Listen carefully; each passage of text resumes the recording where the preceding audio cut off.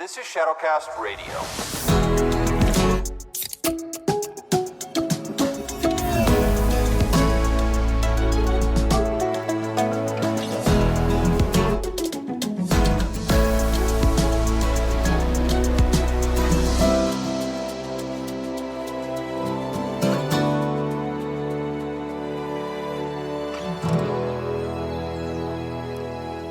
Welcome back to another Shadowcast episode with your host. You're listening with Owen Brasington, Preston Ackerman, Nathan Brasington, and we have a treat for you today. I'm also excited about this app. And so, Preston, you've been kind of driving the coach on this one, and you reached out and obtained a great guest that we're really excited. I don't want to park somewhere too long, but we appreciate the work you've done. And yes. I'm going to let you go ahead and introduce who we have today. Sure. So, for today's episode of Shadowcast Radio, we have, as Owen mentioned, a special guest. His name is Brian Sauvé. He is a pastor of Refuge Church. He also likes to sing psalms, and he likes to make Twitter mobs mad. So That's true. So, Mr. And Brian has a fantastic Sauvé, beard. and has a fantastic beard and mustache That combo. might be the greatest claim. That's actually that should have been priority number one. Just kidding. So, welcome to the show, Brian. How are you? I'm doing great. Thanks for having me, guys. An honor to be here. Awesome. Well, thanks for coming on, brother. So something that I kind of was mentioning a little bit in just the pre-show prep. So, I discovered your music early on. Didn't realize really quite at the time that you were even a pastor as well. So you kind of have a lot that you juggle around. So you stay pretty busy up there in Ogden, Utah. Yes, sir. We've got quite a few. So not only with the just 5-kid life, 5-kid under 10 life, which is a fun life, but also the church, pastoring a Reformed church in a place with, 2% evangelical Christian at all is fun. I do a lot. Actually, I feel like I have a ton of projects in my life right now, and I just decided, this is literally the first place that I'm talking about this, so you can say exclusive reveal. Yes. I also decided to start another project yesterday of setting the Westminster Shorter Catechism to song for our school and the kids. So, there you go. Cool, I don't know why I keep doing this, but yeah, it's been busy here in Ogden. How does your wife feel about your projects? That's the real question.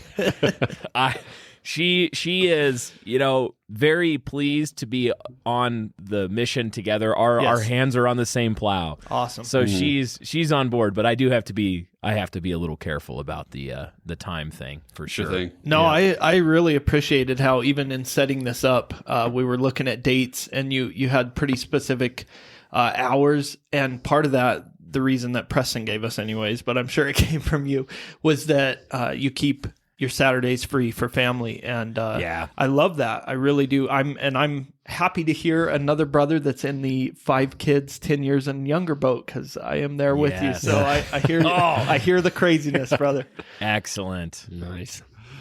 So something that we like to do on the show, this is a recent thing, is we like to answer sort of random questions. They can be straightforward questions if they like, but so far it's kind of been just sort of silly, off the wall questions as kind of an icebreaker. And so I kind of have 2 questions. Yeah. The first one, and again, this is this really has nothing to do with our conversation. This is mostly I feel like answering these questions really reveal a person. He is required to answer, but because he's on the contractually show. Like all of us required have to. So I forgot to send my you that internet's breaking contract. up. Our warehouse people will be right on it. That's funny. All right, so okay, here's the first question. I kind of want to ask 2. So the first question is, and I find this question interesting. If you had to rename yourself, so you had to give yourself a new first name, what name would you pick for yourself, and then why that name? Oh, wow. Okay, quick question. No You question. can't answer with the question. We have to make rules about this. Can it include a title that comes along with it?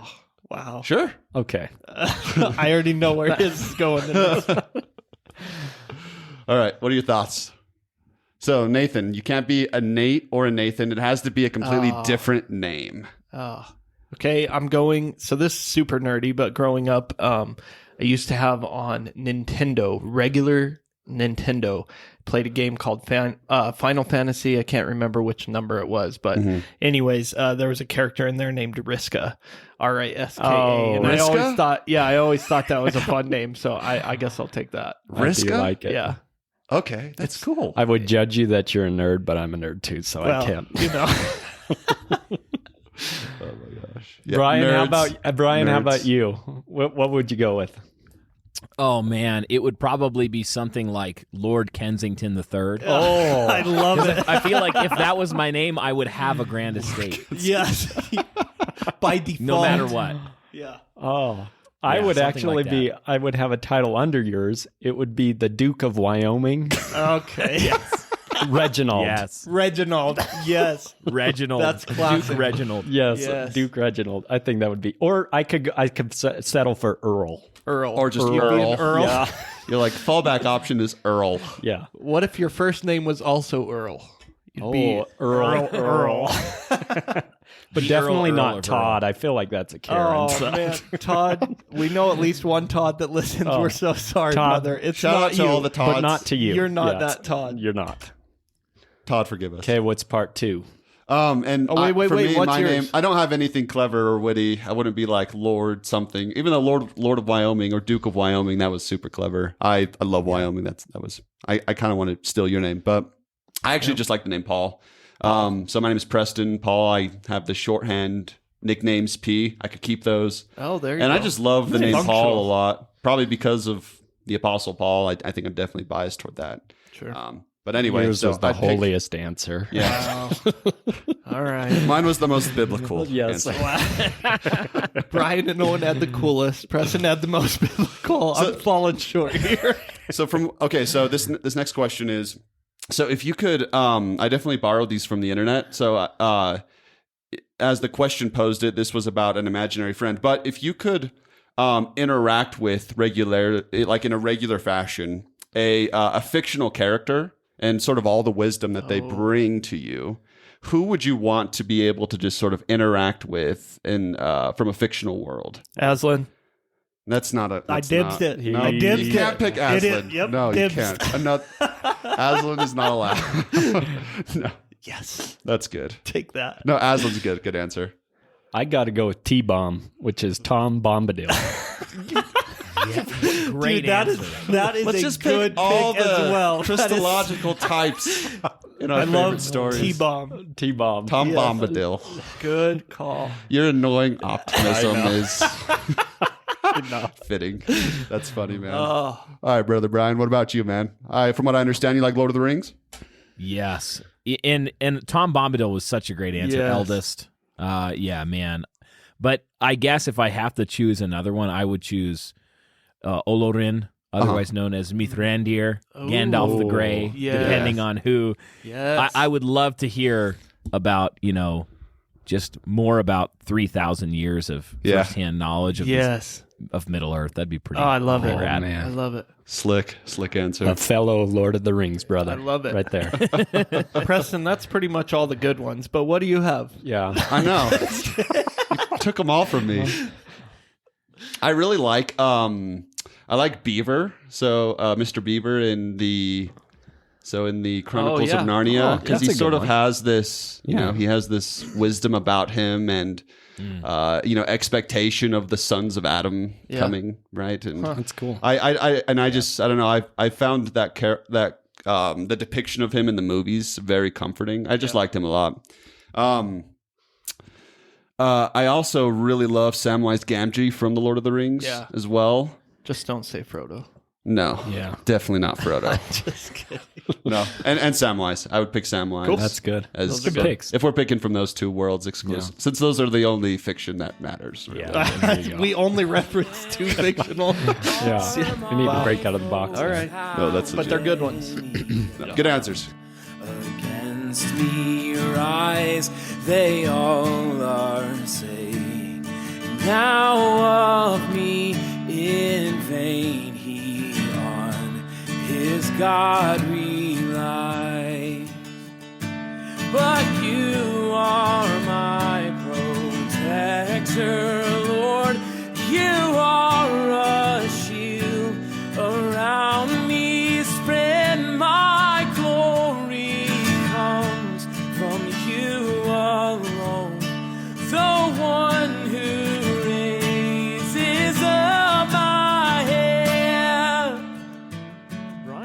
mind telling us about telling our guest who you are, give yourself a long or short or medium introduction, preferably on the longer side. We'd love to hear kind of what God is doing in your life and give our audience just a view into your life. Yeah. Let me start with my great-great-great-great-grandfather. No, I'm just kidding. I won't go that far back. Your last name Spurgeon? Yeah, that's right. He had now. That's where the beard comes from. Yes. So I grew up a military kid, and so moved around a lot, but I've been in Utah since 1999, and I feel kind of like I've grown up here at this point, and sort of put down roots. Never thought that I would be here long term. Discerned a call to ministry pretty early in my life, like 15, 14, 16, somewhere in there. Can't exactly remember.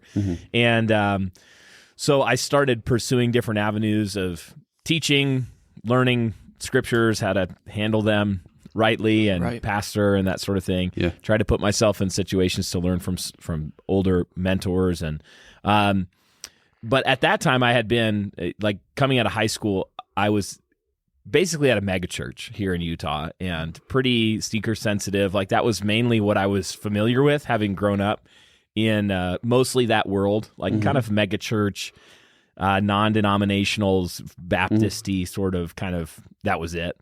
And my girlfriend and I, who's now my wife, we decided we were going to start looking around and see just like what's out there in the church world. And I was on staff of the church leading worship for their night service, and also as a custodian. So there was one time that I finished rang out the chord on the last song, watched a kid leave his seat, go in the middle aisle, throw up, and then run down the aisle throwing up. And so I was like, well, I guess I'm a custodian now. The worship leader hat goes off, and now I'll go get the bodily fluids cleanup kit. Do you have a particular pet peeve for people who spill coffee during service?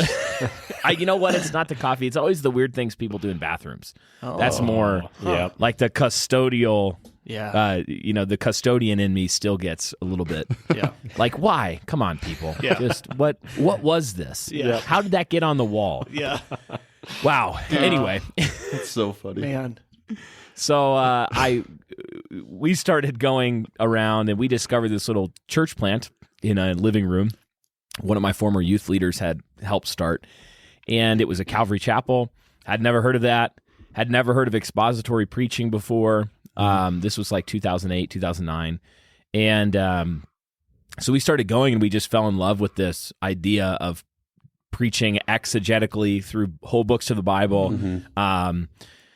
Jumped in, both feet, ended up making the transition and joining that team there, started leading worship for them. I went through pastoral training and candidacy there for a year and a half or so, was ordained in that church, and went to Calvary Chapel Bible College through distance, because there's not, Utah doesn't have a lot of great biblical education programs unless you want, like, the Mormon version.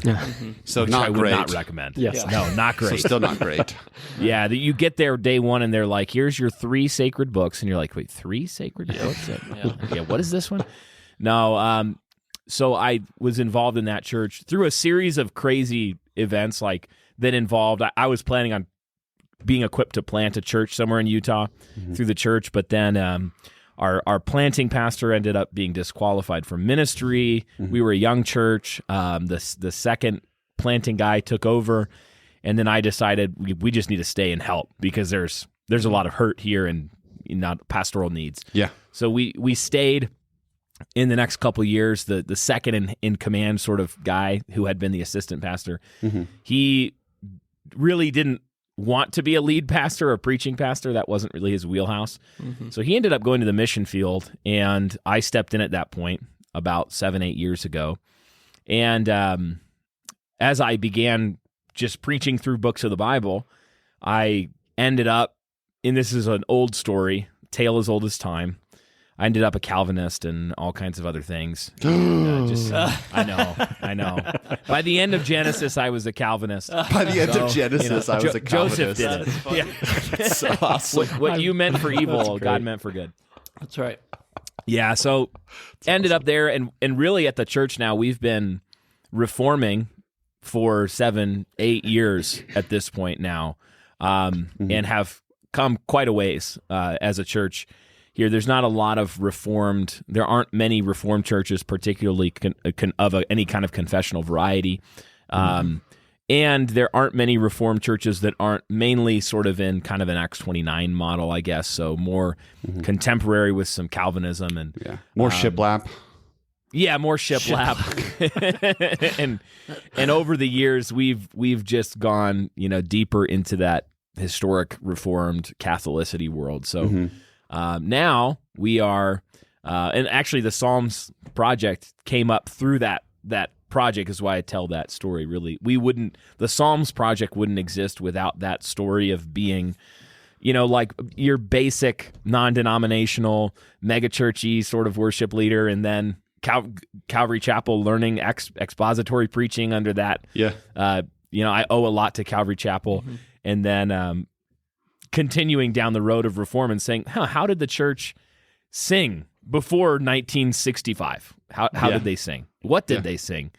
And then discovering just this rich vat of like 500-year-old Reformed wine that was really good stuff, and saying like, you guys, we should get in on this. We should drink some of this. This is good stuff. Yeah. And so then you mentioned discerning a call toward ministry mid-teens. Like, what about like you as a musician? Was that something early on that you sort of discovered? One day did you just like think to yourself, I can sing? Like what about that? Like, how did that all work itself out? I'm never not singing. I've always been a guy who sings a lot. As a kid, I walked around singing, whether it was Toby Keith or Les Miserables, tunes. It was just, we were singing all the time. And my dad can sing. My dad doesn't sing that much anymore publicly, but when we lived in England, he was the only white guy in the church choir. And he has a good voice. So that's awesome. I picked up the guitar pretty early and taught myself guitar, which means I was really bad at the guitar for about 10 years and still don't really know what I'm actually doing. I literally started taking piano lessons this year because I realized as our church transitioned to singing out of a hymnal and singing in 4 parts, and I'm leading, like I'm the music guy too, so I'm leading all this. Yeah. Let's learn how to sing in 4 parts, and everyone's like, yeah, and then I'm like, you're like, but you have no understanding of music theory. That's crazy. I gotta figure out the bass clef and the treble clef and that's so awesome, man. Yeah. So now I'm learning like that is what that is.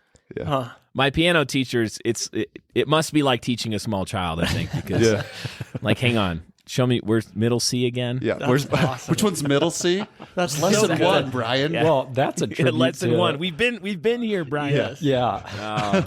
Well, and that's just amazing. Just you have an ear for music where you can hear, like, it sounds like you play by ear. Would that be correct? Yeah, mainly play by ear. I learned some guitar theory, so I know my way around like the caged system of the fretboard on the guitar, and so I learned a lot of theory, but it was mainly mapped onto the guitar.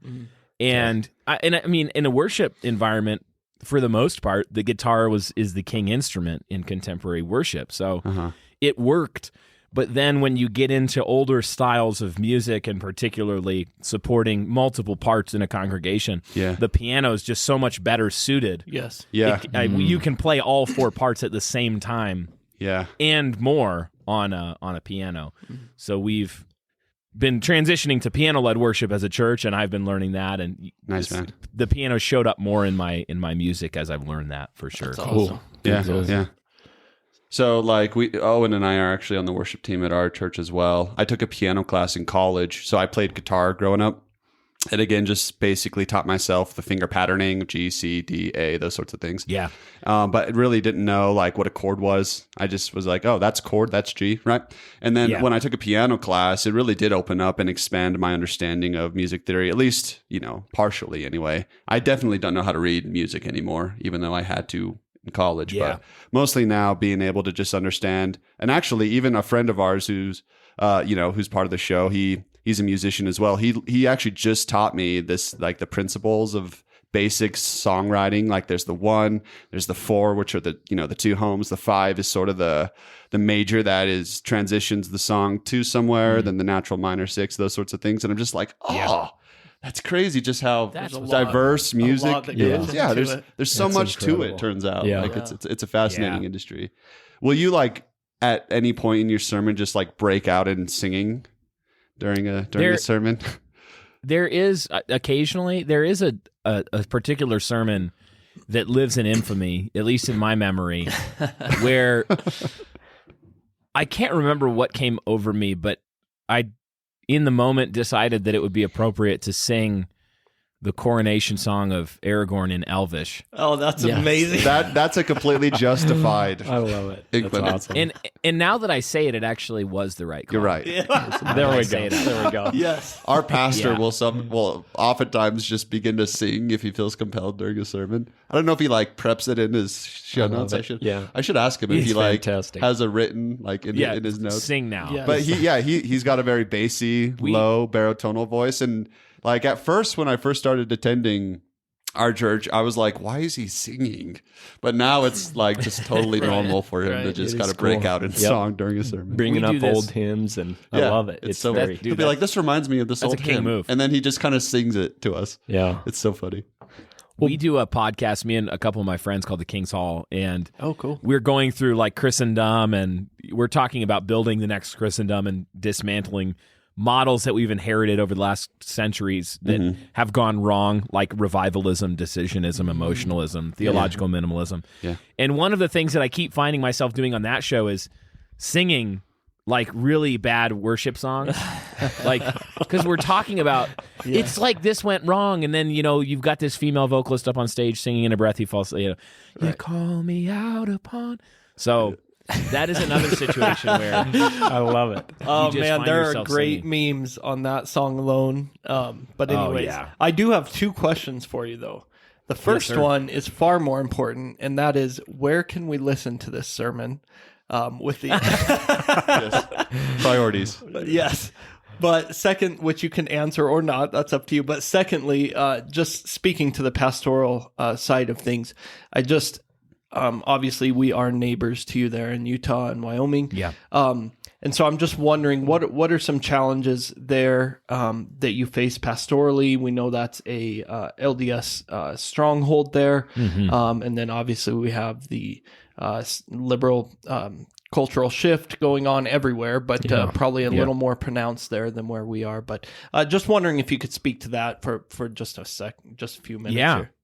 Yeah, absolutely. So the sermon is no longer online anywhere. So I think it is no longer extant, as they would say. Sad. So you have to send it to us then. Yeah, I'd either have to redo it or it's gone. I can still sing the song, but that I don't know if you're It listening. has to fit into but I just want to see how you work that in.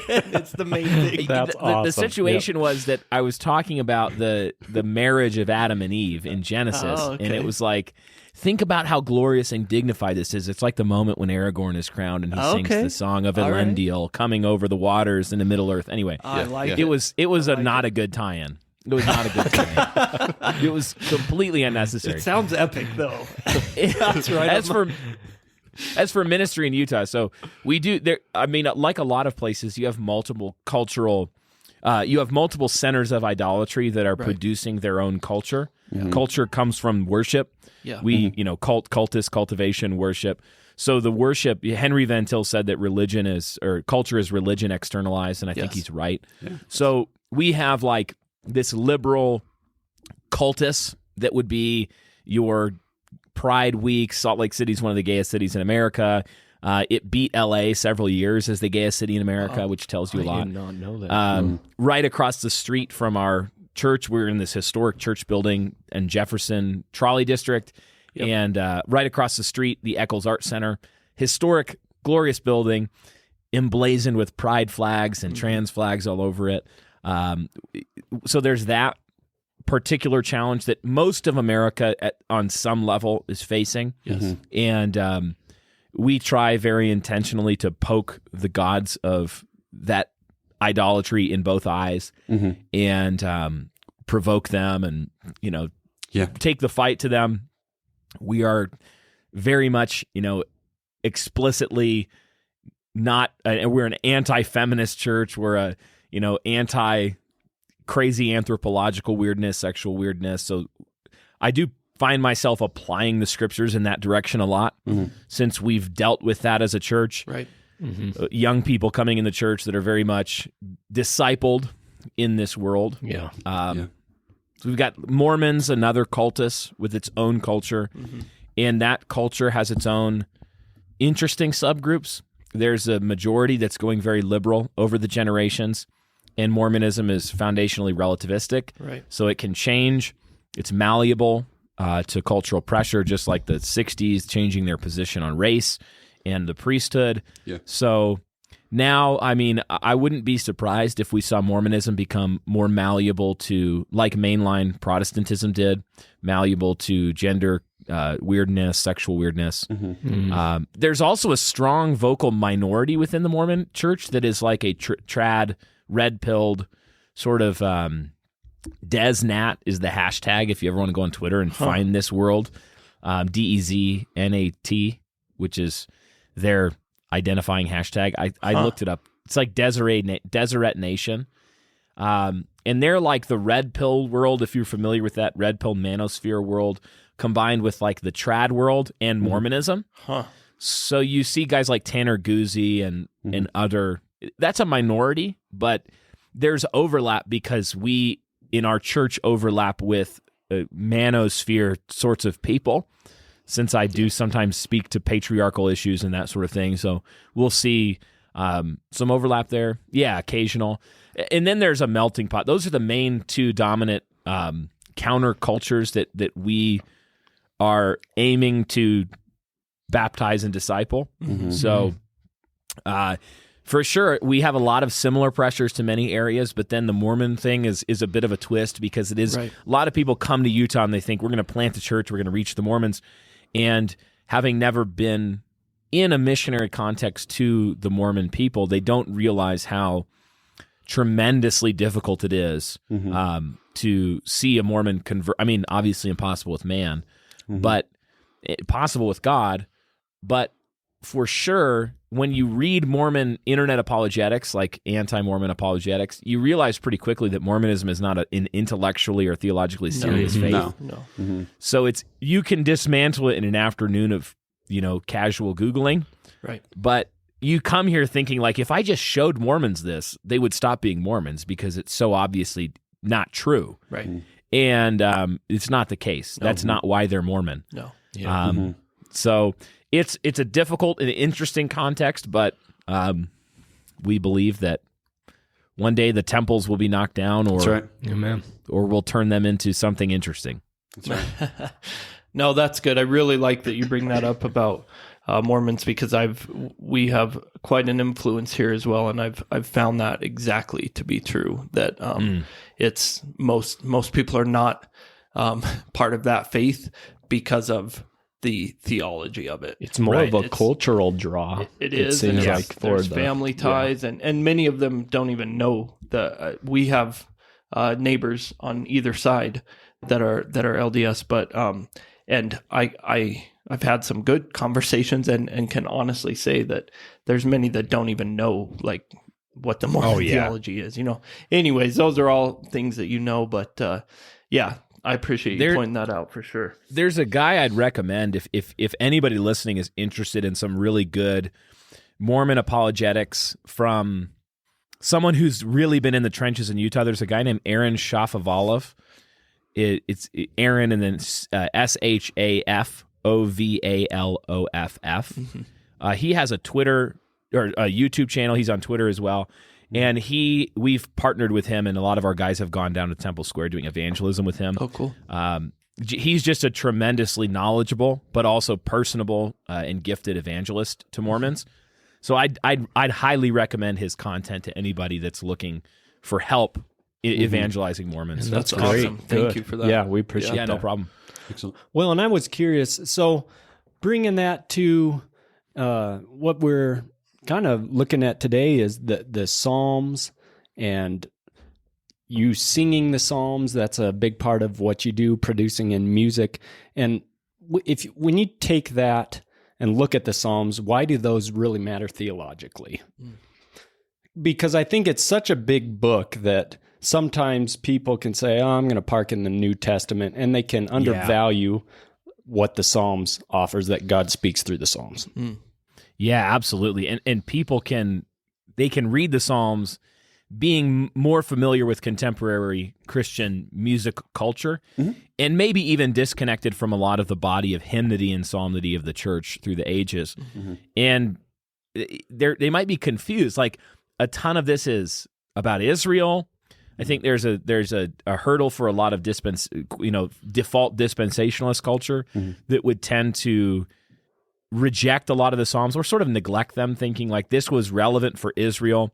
We're singing Psalm 128 in my house quite often. My daughter's walking around, and one of the last lines in the setting that we read is something like, may you behold your children's children, peace to Israel. And so you're like, why are we singing about Israel? There's that stumbling block. Yeah. Sometimes people hit the imprecatory Psalm 109 or Psalm 3, and they're stumbled in this, why are we calling down blood curses on our enemies when we're supposed to love our enemies? But I think that the fundamental error that can often keep people from appreciating the Psalms theologically and their importance is that the Psalms matter theologically first, not because of their theological data as an abstraction. Like, what theological data can we distill from the Psalms and say, like, what could this, in a systematic theological way, which is an important thing you can do. But I'm talking about foundations here. I think foundationally, you shouldn't appreciate the Psalms theologically first as theological data in the abstract, but on a more fundamental level, you should start with this question of, why are we commanded to sing these?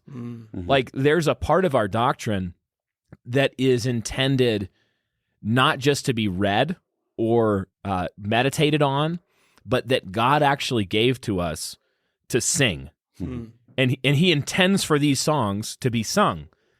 Colossians 3, we see this, where even the New Testament, the Christian church is to sing the Psalms, sing to one another in psalms, hymns, and spiritual songs.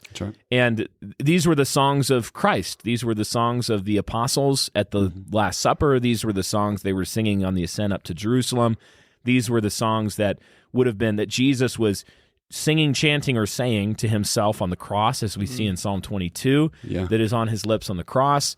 And so to me, the most fundamental theological point that we need to understand is God actually has given us a body of theology that's intended to be sung, and that tells us something, and it also rebukes us on a level, because our culture, and I mean modern, like our actual culture today, not the culture of the church historic, is very strange on this front, in that we have basically lost the cultural artifact of group singing, right? So for most human cultures anywhere ever, everyone would have been involved in group singing at some point as a regular feature of their culture.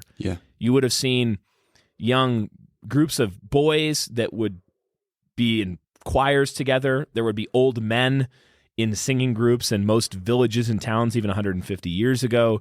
The church would have been marked by, especially even the Catholic Church, you look in the last couple hundred years, some of the greatest music that's been produced has been in men's and boys' choirs in the Catholic Church. We've lost this art, and what that tells us is that our culture has somehow cut itself off from some fundamental aspect of our humanity and the way that God intends for theological data to shape us, where we, instead of singing things, we just listen to things now. Like, instead of creating music, we actually just consume music as a content, right? And that wasn't even possible. I mean, part of the reason was that wasn't even technologically possible until fairly recently in human history. But when I'm thinking about the Psalms, I'm thinking, like, first bedrock reality that we need to understand is that it's important that God actually intends for us to sing part of the Bible, and that's a command. That's good. Man, that's so good. And that's really just reminiscent of what I think the Bible does often is you'll have like an instance, say in like one of the stories of Moses, and then all of a sudden the group just sort of will break out in song, the songs of Moses. Yeah. It's a regular occurrence throughout the storyline of the Bible. That's right. Yeah. And then another thing too, a very important point that I think you brought up that's really valuable and insightful is that the Psalms do contribute to the overarching story of the Scriptures. Absolutely. If you are familiar with the Bible, its flavors, its themes, you will see those various aspects come through in the Psalms. Absolutely. Yep. It can be tough, like you were saying, in an abstract sense, or even in a like systematic way to sort of try to understand and make sense of the Psalms for theological points. And there, while those are, the Scriptures are inspired, we do have to understand, though, that baked within the mind of most of these psalmists are the various themes of Scripture that they are riffing off of. And I think that when we understand how themes work and how they ultimately will lead to Jesus, all of a sudden the Psalms then really have much more impactful meaning rather than just, say, bolstering your Christology or like defending the deity of Christ throughout the Psalms. Like that's what the systematic theologian is wanting to do. Well, the Psalms have all these various victory themes or worship themes or even like sorrow, repentance themes, imprecatory themes, even victory over enemies, those sorts of things. And so when you understand that all of Scripture, or at least what Jesus believed about himself, that the Psalms are about him, then you can really begin to see Christ as the undergirding of those Psalms. Right. And that's really where I think they should impact the Christian heart. The non-Jewish Christian heart. Well, when I say that, I mean non-Jew ethnically. Right. Yeah, and you think about it, like one of the things that you lose culturally when people stop singing, or one of the things that it says about what that culture has lost is important, because the singing of a people tells you quite a bit about them, and it shapes them. So it's like people sing what they believe to be true, and it betrays what their deepest values are, how they think about love and hatred and sorrow, how they think about joy and feasting, how they think about like what would they delight in and glory in. Yeah. So it shows you something about the culture, but then those songs also transmit that culture across the generations. Yes. Mm-hmm. So it teaches your children and their children, these are the things that we love and hate. You can see this even if you contrast the singing of just a handful of cultures. You could say, like, look at the singing of the Islander culture that does the haka. You familiar with that? Right. You know, like that masculine, aggressive dance and song. Yeah. That tells you a lot. Right. Contrast that with, say, 1800s, early 1800s Anglican Virginia, okay, Anglican dominant Virginia. They would sing very intricate, musically intricate, accompanied songs. So they would have musical instruments involved. It would often be produced by professional musicians in that Anglican culture, Anglican really being very connected to the Catholic tradition in the Church of England. So they would have beautiful music, but it was less participatory. So it was more like professional musicians still giving the music and the people would sing or participate, but they weren't the center of it. And then you contrast that with something like Puritan New England in the same period, 1600s to 1800s, and they were often exclusive psalmody a cappella only, so they didn't believe in using musical instruments in worship or singing anything other than the Psalms. And their main value, if you walked in and you said, what do we learn about this culture from their singing?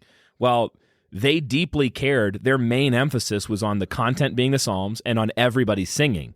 And there was even like, they were known as, you could hear a Presbyterian Puritan church from half a mile off because the dogs would be barking so loud because they weren't beautiful. Like it wasn't, the music wasn't necessarily good, but it was loud and everyone sang. So like compare those three cultures. Sure. You've just learned a tremendous amount about what they value, how, you know, and how they intend to transmit their culture to whom and by what channel. It's like when we reduce music culturally to something that we consume privately, mainly, then one thing we've actually lost is one of the main vehicles for transmitting our values and culture intergenerationally. That's good. And instead we've handed that over to a small pool of professional musicians and their values. Yes. Which typically are not It's very not good. by Even if you default look at lead us mass- to holiness. Yeah. Even if you look at mass music culture in the church, the most popular music in the church is Bethel and Hillsong, and those are tremendously wicked organizations that often are fronts for false teaching and all sorts of aberrant theological streams.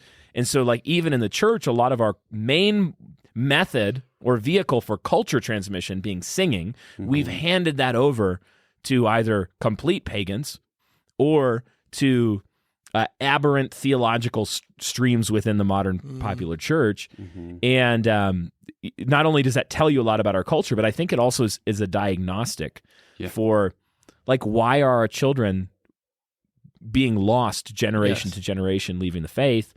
Well, there are lots of reasons, but certainly one of them is that we haven't allowed them to be shaped by the singing of God's songs of the Psalms, which would actually teach them how to deal with enemies, how to deal with sorrow, how to rejoice properly. It would teach them what, like when you sing Psalm 128, you learn to value children, and like your wife will be a fruitful vine around your table. You'll behold your children's children. You learn, oh, I should want those things. Right. Like, so there's I've been going on, but there's so much here in this stream about the theological center of the Psalms is learning how a human being who is in fellowship with God deals with all of human life. Like it's all there. And so if you lose that, you've just tremendously impoverished the church. No, I love that, because I think that it didn't go away. Like, values being passed on via this medium, this God-given medium of music and singing never went away. It's more an issue of we've handed it over. And because we see that it absolutely continues to shape people. And unfortunately, we have not always done well in taking part and leading in that the way we should. And it's just kind of like, I mean, because I even think of my own kids. I'm sure this is different for you. I know it is, because you're the worship leader. But for my kids, it's easy to just be like, oh, okay, they're kind of young. Some of them can't read, follow along as well. And so they're just kind of exempt from, they can kind of, as long as they're standing up, they can kind of draw during the singing. And I feel even conviction on that. Like that's not good. And yet our next to youngest son, he has really enjoyed, he'll stand on the seat between my wife and I, and he'll just sing. And it, like, that touches me. Like, that kind of gets to me almost more than a lot of things. And I think, man, what a powerful thing we miss when we don't train our children up in that. And so, that's convicting to me as well. Pete, that's a great observation. I see that too, even in Finn, where we'll be middle of the week and my 5-year-old will break out in singing in a chorus of a song that we sing in church. And it's times like that where you realize, holy cow, I don't know if he got anything from it could have been like he didn't remember maybe anything from Sunday school or from the sermon, but he remembered a passage in the chorus of a song that we sing. Yep. Yeah, and I think music, by God's wisdom and choice, is meant to do that. Like, we memorize so quickly when we put things to meter and tune. Yeah. It's like we're programmed to be able to remember things and memorize information via music, that medium. That's right. Well, and that goes really without saying then, if you bring that on the other side, the importance of, like, what type of music are we listening to? It's naive to think that we can listen to certain types of music and feel like it's not affecting me, because that does drill messages down inside that eventually come out in action. That's true. When to the Lord I lift my voice in face of those who hate me, still the Lord will hear my cry to him and answer from his holy hill. I settle down and sleep in peace. I wake in God's upholding hand. I will not fear 10,000 foes who circling round against me.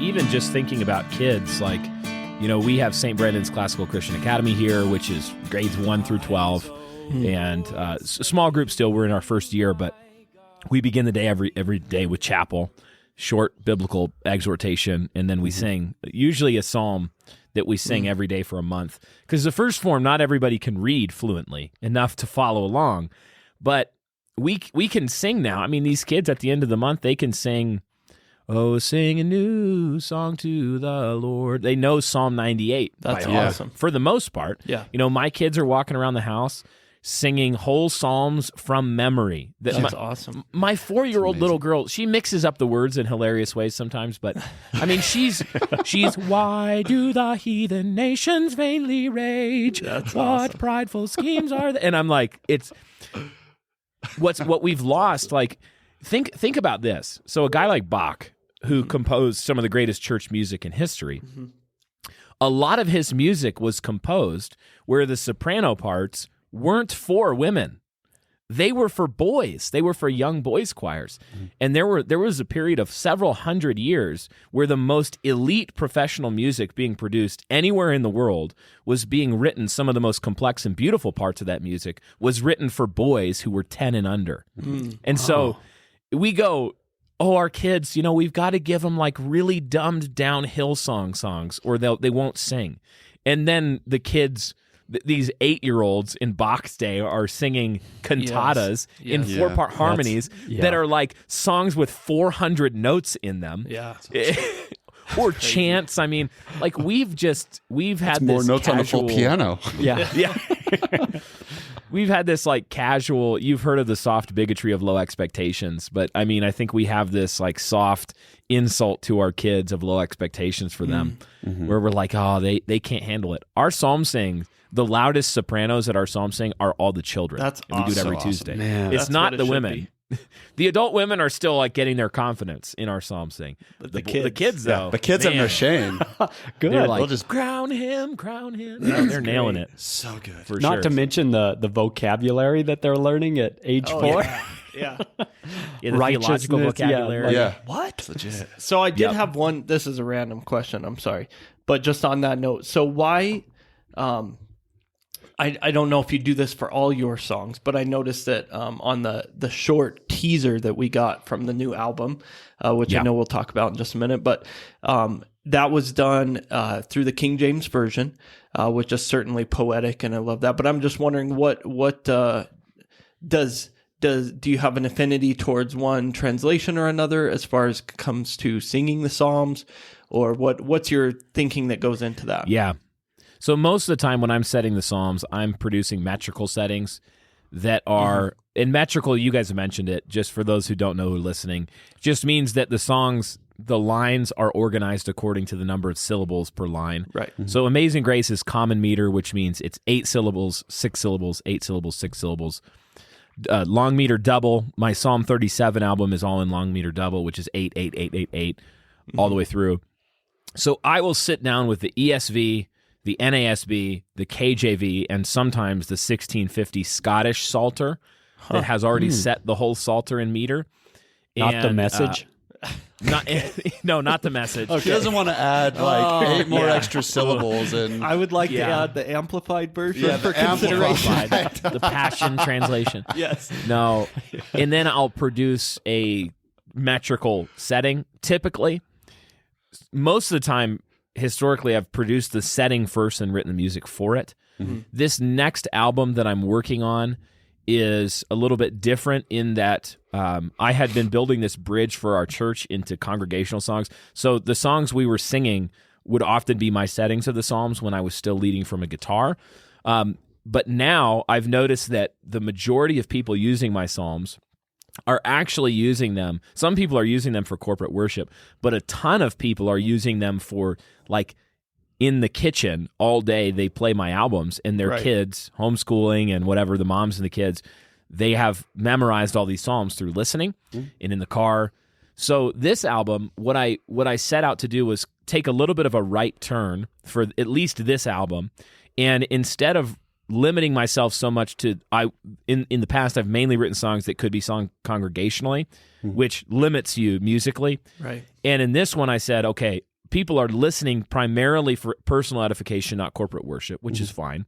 And also a lot of men who listen to my psalms and also would kind of swim in the camps that I do really enjoy the music of like Tyler Childers and Coulter Wall. And that's the music I listen to when I'm listening to music. But it has this unfortunate defect of often singing about crack cocaine. So, Unfortunately. There is that. yeah. So I said to myself, this is the music I write for my own pleasure when I'm just noodling on my guitar. It's what my voice is more particularly suited for. And so I'm going to try to write an album in that style that is mainly psalms, and hopefully serve some men who just want good music to listen to. But I do prefer generally archaic wording because I think it's more timeless. It's epic. When you know, that's why I keep the doths and the thous, and because it's generally more timeless. Yeah, I like that's that. good. No, That's good. that's kind of what I had figured, and I love it. It is great poetry. Well, it's very poetic and timeless, like you said. I love that. Yeah, and then when you want theological precision, you go to NASB and ESV. No, Lex in Often. English. It is a challenge to set psalms. Some of the time, the 1650 Scottish Psalter, the reason I didn't just use that text is because some of the Psalter, a lot of existing Psalters, I think, are not as accurate to the text. Right. For the sake of things like keeping the rhyme scheme. And you'll notice a lot of my songs don't have a steady rhyme scheme. And it's because I would rather have it stay closer to the text of the psalm than be even easier to sing in some ways. So I don't always follow an A-B rhyme scheme or something like that. I don't always rhyme things. I mean, if I can, I will. But sometimes I'll hit my head against the wall with a couple lines for an hour and just go, to keep this literal to the Psalms text, I will have to not rhyme. Yeah. At least with my poetic abilities. Sure. yeah, sure. So I just do You're it like they less rhyme in Hebrew. It's fine. In the Hebrew, it was probably had like enjambment and multiple internal rhymes and assonance, but it was probably an iambic pentameter. That's good, man. And so then with transitioning, as far as your previous albums, you have a few like EPs, albums out that have been primarily self-produced. And so you were the one to, of course, write the songs, write the music for them, but also even produce them yourself.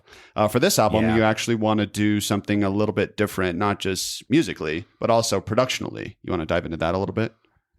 Yeah. So, I mean, that has limited me.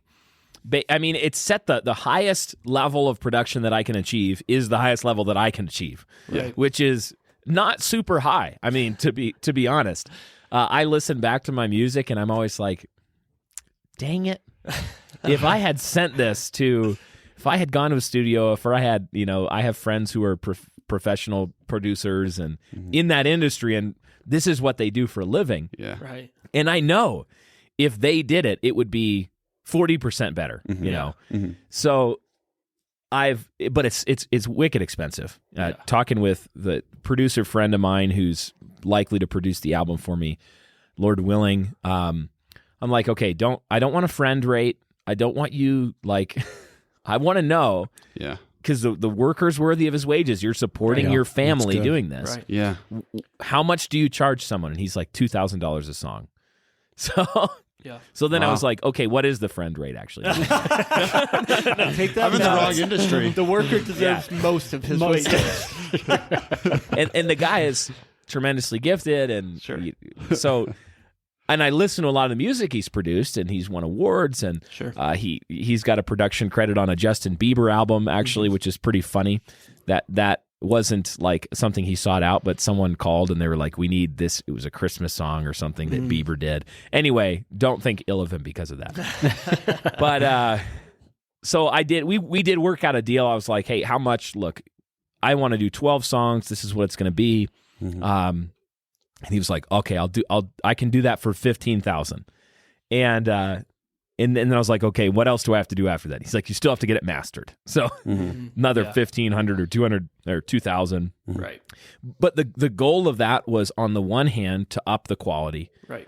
Because this is something that you record a song once, and just even personally, it's now productive property where I put it out, and it's like owning a rental house. Anytime you guys stream Psalm 23, I earn $0.0045. So quite a bit. yeah, the yacht is being built. No, not really. Yes. It actually isn't. The loan is being already processed commissioned. But part of that, you start thinking, like, I'm going to put my stamp on this forever. So Yeah. I want it to be as good as I can make it. Right. And then also, man, I've spent, like, my time is more valuable to me than even dollars at this point. Right. So I've spent an enormous amount of the time that I've put into this project actually producing, recording, mixing, mastering Right. that I could have put into stuff that I'm actually good at Sure. and probably done better, even in other areas. So like doing this Westminster Shorter Catechism tune project, that's something that I wouldn't even have been able to consider doing if I were producing this whole album by myself. Yeah. Right. I wouldn't have had the time. Yeah. So Well, that's and, part of it. And the new name of your CD coming out, Even Dragons Shall Praise Him. I love that. Are you going to have CDs available? Probably not, because Is that a thing of the anymore? Well, I'm looking for the tape, but Owen wants a CD. Yes. Yeah, the, I want the vinyl. But The vinyl. can you just talk a little bit, just real quick, of what is your leading up to that name? I love it. It's fantastic. Yeah. So, Even Dragons Shall Him Praise is a line from, it's Psalm 148:7 in the KJV has this line, and we have already been singing it in my church to an old tune. What does it go? It's like, from heaven, oh, praise the Lord, ye heights his glory raise. And the version that we did, the setting we have in our hymnal, it doesn't include this line, really. But in the KJV, it says, ye dragons, basically commands the dragons to praise God. And if you look at it in the etymological Hebrew, the roots, where else does this show up?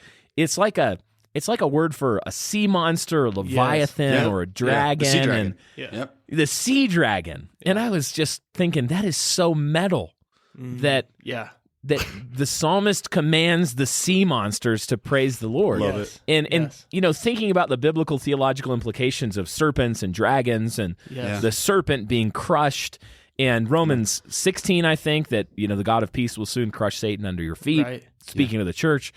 So I wanted to include something around that line, and so I went to start setting that psalm, and that was the first one that really led me to the album, thinking That's awesome. basically where it all connected. I need to do this album in this style. This will be the title. I started working on the album art before I had written anything, really. That's awesome. And made it, and then said, okay, I'm going to make an album that sounds like this cover. That was my goal. I'm excited. I'm not going to lie. I'm excited for this album. I really am. And the artwork is fantastic. Yeah. I love it. Yeah. It seems like it brings it back to a colonial style of artwork that is really cool. It's epic. Yeah. It came from I found a designer who had vectorized these lithographs from like the 16th and 17th century maps that had the dragons on them. Yep. And they had vectorized them so I could take them and manipulate them. But that was I went looking. I'm like, no one has probably done this, and I don't have the design skill to vectorize my own, draw my own dragon.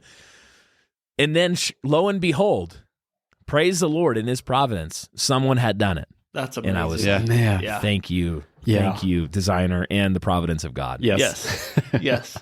No, so tell them just a little bit, tell our audience if you want, what you have done to raise that production cost. You've had a pretty cool fundraiser with some pretty cool tier rewards, and as you mentioned before, if that continues to be successful, maybe there'll be some stretch goals or something like that. But can you share a little bit about that and how our listeners could also get involved if they would like? Sure. Yeah. So I set out to do a Kickstarter fundraiser. I looked at Kickstarter and I said, wow, they take 8%. And they have that whole, like, if you don't raise it 100% in the window you say you will, then you don't get anything. No one gets charged. It all just goes away. And I knew that if I didn't raise the full amount, I could probably do fewer songs, release an EP, maybe prove like the concept, and then people would fund a full album. Sure.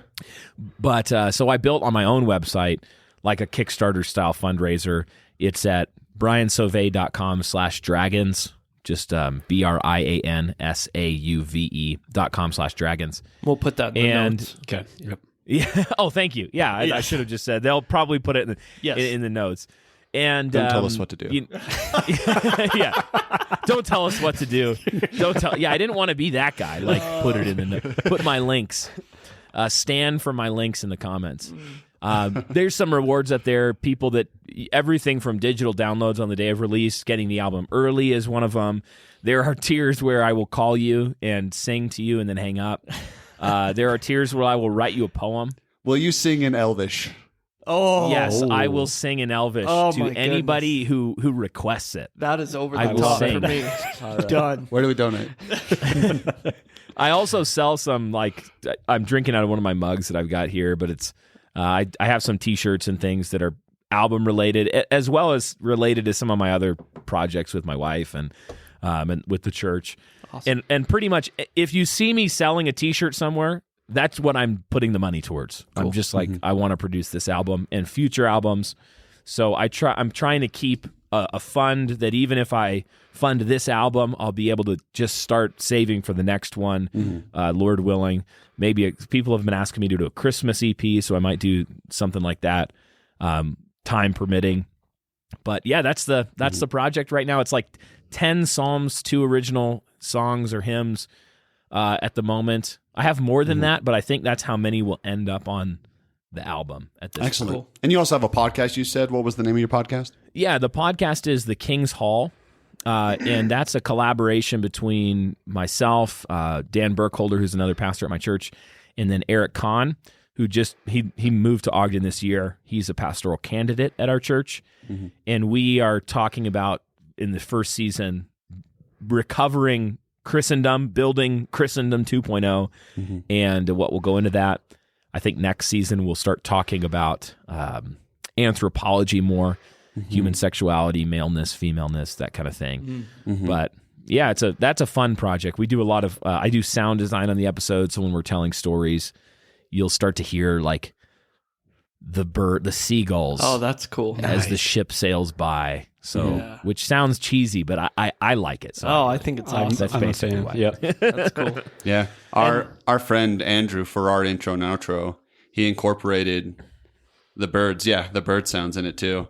And we like gardens a lot. Like garden, that's sort of like the direction we've went thematically. We love the first garden, the second garden, because that's what God's doing, is restoring. It's kind of a big back deal. to Eden. Yeah, it's kind of a big deal, and you can probably tell from our garden themed corner here. Yeah, that's good. I see it. Look at that. That's legit. Gardens all around. No, excellent, brother. Well, we deeply are grateful and appreciative that you wanted to spend some time with us on our show. And again, that's briansauve.com in order to donate. Yes, sir. Excellent. And then your music is available on all streaming platforms, music platforms. Pretty much everywhere. CDs. That most people. Except CDs. But not no tapes. Hey, what you can do though, I told people, you can buy the MP3 downloads on my website and then burn your own CD. There like you if go. you want a Burn CD, CDs. But that's what you can do. But you don't get the cool cover art. You don't get the cover art. That's true. They just slap a sticker on it. It's true. I don't know. You got It's true. stickers Put a for sale? sticker on it. Yeah, sell stickers. I should. And we'll be set. I have a print, but not stickers. I have a wall hanging print, but I don't have a. That's dang it! I'll look into it. Okay. So those of you who own tape decks and vinyl players, get with the times. All 6 of you. Actually, vinyl. Yeah, I'm all just six- kidding. Vinyls are coming. coming back, dude. Oh, yeah. I looked into vinyl. It is so expensive. Really? To do vinyl. Crazy. to do a run of vinyl, and it takes like the lead time right now with the supply chain is like 8 months on a lot. It's wild. That's crazy, man. It's wild. I know your time is super valuable, brother, and we do just appreciate you. I'm wondering though, real quick, can you share with our listeners anything that they could be lifting you up personally for? God's got you doing a lot of things, and He's blessing your ministry. But I know that comes with challenges, and so what are some things that we could be lifting you up for? And then coupled with that, if you could just end on a note where if you could give admonition to our listeners, what would that be? Yeah. Well, thank you guys. I was honored to be on the show and talk with you guys. It was good. And always, if you think of me in prayer, always pray that just for the center, that God would continue by His grace to not let me disqualify myself from ministry, or that I would be a good husband, that I'd be a good father, that the fruit there in the center would be good, because there's, who cares about stuff at the end of the branches if that's not healthy? That's right. So for sure, I always appreciate prayer there, that God would make me a good man and keep sanctifying me and do that. And I would exhort anybody listening, is in light of the themes that we've been considering, that if you haven't acquainted yourself with the singing of the Psalms, that you should jump in and make the effort to do that. And the place that I always encourage folks to start, whether this is you by yourself, you and your family worship, or if you're a worship leader, you have the ability to influence your church in some way, just the easy lowest bar is sing Psalm 23 to the tune of Amazing Grace. You can pull the 1650 Scottish Psalter text online, and your whole congregation could sing a whole psalm in a great setting without knowing anything new. They already know how to sing this song. That's good. We started with that kind of thing. It's just like, okay, we need to sing the Psalms. God says it. I haven't sung a whole psalm in a long time. Well, let's do that then. What can we do? Yeah. And I would encourage you, because you don't know if you've missed out on this aspect of the piety and faith and culture of the church that was standard fare for hundreds of years. Right. Not only are you missing out on it, you don't know what you're missing out on. You don't know what you're missing out on being shaped by in terms of the theological themes of the Psalter.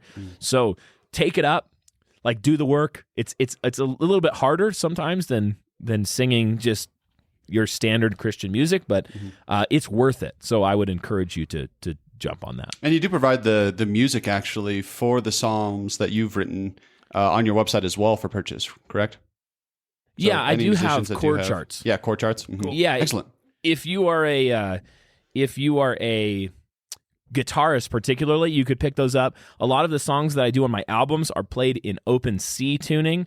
So I also on my Patreon page have some tutorial videos for Bright the Rider. So if you want to become an ongoing supporter of the album, that's a great way. Some people chip in like $5 a month, and then that helped me get to where I am today in terms of time devoted. Yes. And those folks really deserve. They were the OG supporters of the project. Yes. And I'm active there. I give voice memos, songwriting insight, here's a look at a song I'm still writing behind the scenes there, but chord charts as well on my website and up on Patreon. Excellent. Perfect. Cool. Good. Well, thank you again, Brian. It's been such an encouragement to me, and I know it has certainly to Pete and Nathan, and we just pray that we'll also be impacting you listeners as well.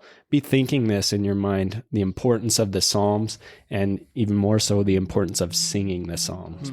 It's all going to be pointing us to Jesus, and that's our whole goal here at Shadowcast Radio. So join us again in 2 weeks, and until then, God bless. God bless. Good night. Send us a message at feedback@shadowcastradio.com. Follow us on Facebook and Instagram. Check us out at shadowcastradio.com.